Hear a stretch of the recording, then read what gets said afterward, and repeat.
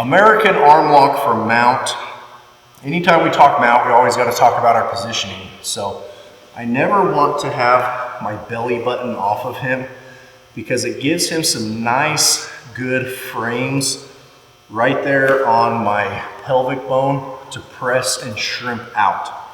So by gluing my belly button, not my chest, but just my belly button, it really creates an angle in my hips, and there's not as good of a point to press my hips off with.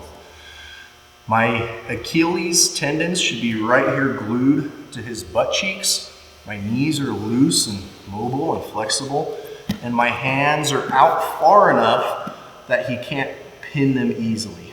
If they're in super close, he'll trap them, pull my elbow down, and get that trap and roll pretty easily. If they're too far out, my chest is on him, and anytime he turns or upas, I'm gonna turn with him, which is really the last thing we want from mount is our hips twisting. So we're just in this intermediate zone where if he tries to grab them, they're really solid on the mat and he won't be able to pull them in, okay? So the American arm lock for mount can be a bit tricky because we've got to maintain mount and go for the submission, and we oftentimes don't position our hips correctly in order to do that. So anytime I put my head one way or the other, I'm really susceptible to being rolled that way. So especially with the American arm lock, if I position my entire upper body over here, it's going to be really easy to get rolled this way. And you might not get rolled all the way, but you'll have to let go of this arm to base. And one of the easiest ways for this guy to do that is just to put his thumb in my armpit, bring his feet in close to his butt, give me a big upa, and just press me like he's going to shot put me off. And a lot of times I'll be able to maintain the mount here and we'll come back, but I had to completely let go of that submission. So when I go for this, the first thing I want to do here is counterbalance my hips. So I'm going to stretch this leg a little straight, maintaining kind of this grapevine. I don't need to be down here. I like to just leave my foot high, but I'm shifting all of my weight onto his hip so that as I turn here, I've really got the majority of my weight right here. And that makes it hard for him to lift his hip to upa, okay? If I leave my hips neutral and my body's over here, my center of gravity is clear over here. So when he upas and shot puts, I'm already clear over there before he even begins.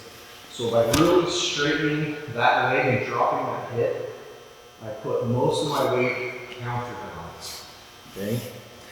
The other part of that, in order to drop that far side hip, I've got to bring this foot high. If I leave this knee down, I can't drop that far side hip very much, but as soon as that foot comes up, a lot of my weight shifts onto that far side hip. And this will be important for the finish as well. I need that knee out of the way, okay? So with the positioning out of the way, we're gonna talk about when to utilize this. So the best time to utilize this is when I've been trying to go for a choke of some sort, and he's brought his hands real high to try and defend. He's really presented a forearm to me. So what I'm going to do is put both of my hands, 5-finger grip, over top of his forearm, and pressing with the heel of my hand, I'm going to transition all of my weight onto that forearm. And what you're going to see here is I'm going to align my shoulders with my wrists, with his wrists, with his shoulders. So all of that's going to be in a straight line, pointed right, straight down into the mat.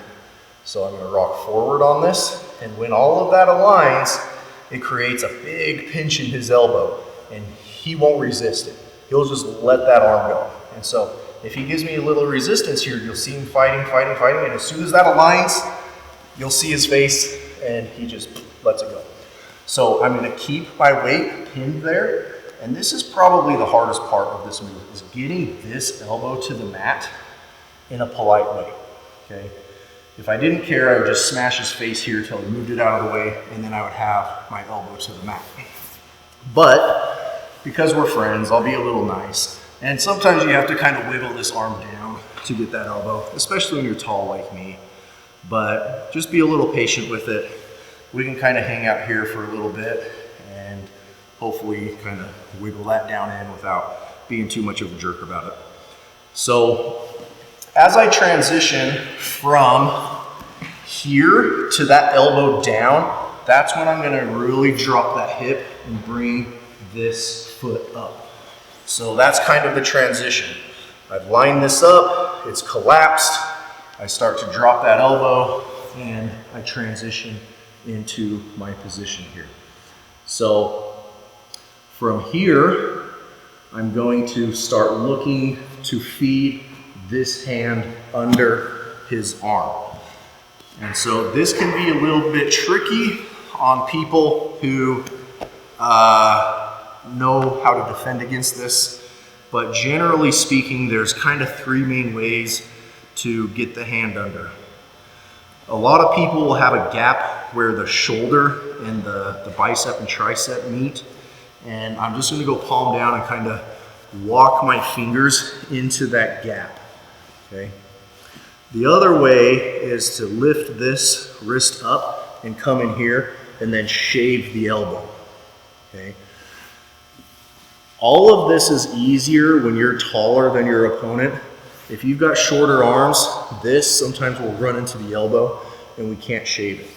Sometimes we'll feed this in and we feel like we can't quite reach. Okay. The other option is to use kind of that scooping action that we use in so many positions. I'm going to use this point of my thumb and scoop right under the point of his elbow. And what I'm going to do is just lift, flip, and then come in and grab the wrist. So lift, flip the hand under, and grab the wrist. Okay. The farther away his elbow is, a lot of times the harder it is to reach here. And a lot of times, even at a 90, if you've got short arms, it's hard to find your own wrist. So keep in mind that the shortest distance to the wrist is right up here in the armpit. The issue is we lose a little bit of leverage, and I'll talk about that in a little bit. But coming in here, keeping the arm bent down, puts that wrist closer to that armpit and creates a lot shorter distance to reach that. If it's out here, look at that. We've almost doubled or tripled the distance there, and it's gonna be a lot harder to reach, okay? And so we're always gonna position the arm in the closest position. If the arm is up here, it's gonna be easier to do this little flip and get that. If the arm's down here, it's gonna be closer to come here. But ultimately, we're just gonna take whatever we can get here, okay? So, in order to actually finish this, we need to have our forearm just inside of the elbow for maximum leverage. If I leave my elbow down here close to his body, I'm not lifting his elbow very efficiently, okay? And realistically, if we do this correctly, we won't need much elbow lift, if any at all. But just technically speaking, I want this arm as close to his elbow without going over, right? It's the Price is Right's elbow. We want to be close without going over. So the most efficient way to do this, there's three main things that have to happen. I need his wrist pinned to the mat. A lot of times people will just pin the fingers or the knuckles to the mat, and we lose a lot of tightness on this, okay? I pull this in, it's just not quite there.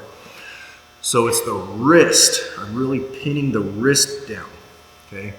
The second thing is I need his palm turned all the way up to the ceiling. If he turns his palm into his face, I lose a lot of tightness on this as well. So wrist pinned, hand turned up. The way I keep that hand turned up is I grab his wrist with my middle finger on the bend of his wrist. That leaves kind of these two fingers on his hand, which gives me just enough control to turn his palm up. If I go all the way to his hand, I can't pin the wrist down, so I've lost that. So this gives me the best of both worlds. I have hand control and can still pin that wrist, okay? The last thing that needs to happen is I need to pull his elbow into his body, okay? And that's what everyone seems to forget the most. I mean, really, most people just do an Americana like this. Nothing's going good here. His palm is turned in, his wrist isn't pinned, and his elbow is super high. And what they start to do is compromise their positioning in order to crank that elbow up, and we get rolled. And so we never want to turn our body to finish this, because that's just asking to get rolled. So the way that we avoid that is making sure I'm pulling this down, okay? If I leave this knee in the way, a lot of times I run into my own knee. And that's where this positioning, bringing this knee high, allows for a lot of tightness here, okay? It gets that knee out of the way so I can pull his elbow low. So all together, wrist turned away, his hand palm up by turning my wrist down, his wrist glued to the mat. I'm using both of my hands here to pin. The more you can get this hand up on top of this one, the more pinning power you kind of have. If it's down here below the wrist, it's just one-on-one here. I want that hand up here on the wrist. So now it's 2-on-1. The last thing I'm going to do is pull this elbow in, keeping that wrist pinned to the mat. And just by pulling this in, you'll get the submission, okay? You can see I'm not lifting at all. And that's really the ideal way to do it, is not lifting. On extremely flexible people, you may still have to lift.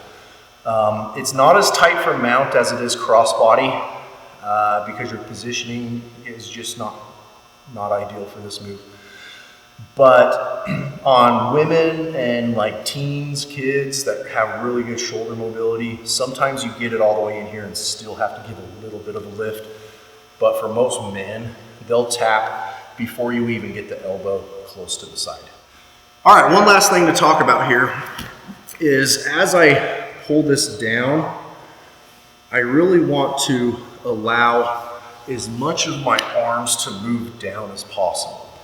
So from mount, I'm kind of pivoting on this elbow here, but I really want to suck it down. So you can see the initial portion, I'm pivoting on the elbow, it doesn't move, but that last little bit, I'm gonna pull it all. See how that elbow kind of slides in here?